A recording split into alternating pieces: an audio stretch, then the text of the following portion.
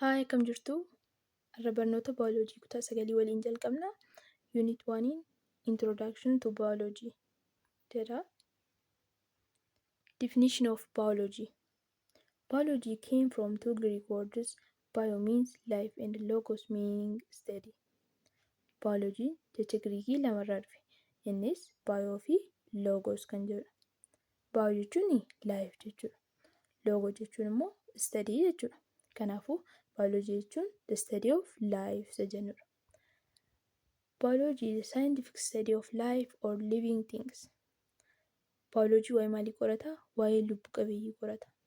Kanaafuu biology define godhaa yoo jedhamtanii, biology is a branch of natural science which study about living things. Biology'n damee natural science ta'ee waa'ee lubbu qabeeyyii kan qoratudha. What does it mean to be alive? Jiraachuu gaafa jennu maal jechuudha?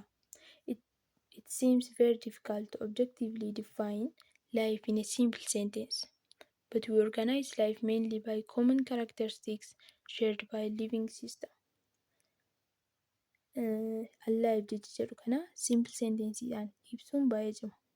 Kanaafuu common characteristics isaan share waliif godhan isaan ilaaluu dandeenya. Common characteristics kunneen immoo living things are composed of one or more cells. Lubbu qabeeyyiin seelii tokko yookiin seelii tokko olirraa ijaarama. Fakkeenyaaf gaafa human being ilaallu yookiin dhalli namaa seel hedduudha. Multi seelulaarii kan jennu seelii hedduurraa waan ijaaramaniif seel hedduu jedhamu. Kanneen akka baakteeriyaa yeroo ilaallu immoo yuuniseelulaariidha. Seelii tokko qofarraa ijaarama. Kanaafuu seel hedduunis seel qeenxeenis jiru jechuudha. They can grow, reproduce, guddatu, wal horu. They transmit genetic information to their offspring. Jiinii gara offspring isaaniitti daddabarsu. They need energy to accomplish work. Hojiilee adda addaa hojjechuuf immoo energy isaan barbaachisa. They can maintain relatively constant internal condition. Constant internal or homeostasis jechuudha. Internal conditionii constant ta'e kan dhaabbataa ta'e qabu. Fakkeenyaaf yoo ilaallu temperature external yookiin alaa yeroo jijjiiramu internal conditionii isaanii hin jijjiiramu jechuudha. Kan alaa wajjin wal faana hin jijjiiramu. Maaliif constant yookiin dhaabbataa kan ta'e gatii qabaataniif. They are capable of evolutionary adaptation to the environment. Dandeettii environment isaaniitti yookiin naannoo isaaniitti madaquu qabu. Kanaafuu kun common characteristic lubbu qabeeyyiidha jechuudha. Inni itti aanu what is scientific study? Scientific study maalidha? Biologists study about living things using a scientific method that involves asking questions, suggesting possible answers, and testing for the validity of the answer through experimentation. Saayintistoonni waa'ee lubbu qabeeyyii scientific method fayyadamuudhaan qoratu. Scientific method kun immoo steepii adda addaa qaba. Fakkeenyaaf jalqabaa yeroo ilaallu asking question gaaffii gaafachuu. Wantoota naannoo keenyaa daawwannee ilaallee isarraa ka'uun immoo gaaffii nutti uumame sana gaafachuu. Suggesting possible answer. Deebii hin ta'a jennee yaadnu immoo kaa'u. Gaaffii nutti uumame sanaaf deebii hin ta'a jennu sana kaa'u. And testing for the validity of the answer through experimentation. Deebiin keenya sun immoo sirriidha moo sirrii miti isa jedhu immoo experimentation gaggeessinee adda baasuu. Kanaafuu kun steepota scientific methodidha jechuudha.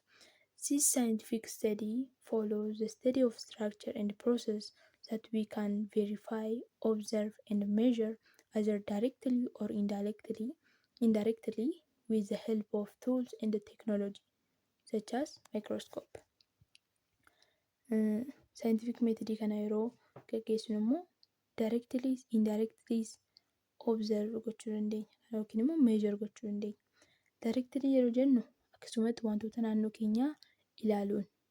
Indirectly immoo teknoolojii fayyadamuun meeshaalee adda addaa kanneen akka microscope fayyadamuun yeroo ta'u immoo indirectly jenna.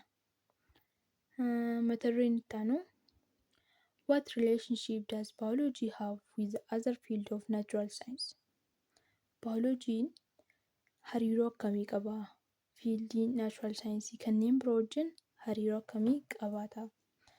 The study of biology is a point of merging information and the tools from all natural sciences. For example, information about naturally occurring elements in living organisms, chemical bonding, molecules, acids, bases, and other related things can be studied using the tools and principles of chemistry. Wantoota naachuraaliidhaan living things keessatti uumaman kanneen akka chemical bonding, molecuulii, asiidota, waa'ee beezotaa kanneen kana fakkaatan principles chemistry fayyadamnee qoranna. Other scientific concepts like conversion of radiant energy into organic molecule by photosynthesis is studied with the knowledge of chemistry and physics. Fakkeenyaaf yeroo waa'ee photosynthesis ilaallu adeemsa kana gaggeessuuf energy barbaadu. Ifa aduu jechuudha. Ifa aduu kana immoo kan nuyi argannu yookiin adeemsa inni ittiin qoratamu fiiziksii keessattidha. Kanaafuu fiiziksiin baayoloojii wajjin hariiroo qaba. Energy kana immoo energy ifa aduu irraa arganne kana immoo gara foodiitti jijjiiruuf chemical reaction adda addaa gaggeeffama. Chemical reaction kan nuyi qorannu immoo principle of chemistry fayyadamneetu. Kanaafiyyuu waa'ee photosynthesis keessatti knowledge of chemistry, knowledge of physics baay'ee barbaachisaadha. Kanaafuu baayoloojiin hariiroonni natural saayinsota kan biraa waliin qabu kanadha. Barnoonni keenya irraa kanuma fakkaata. Galatoomna.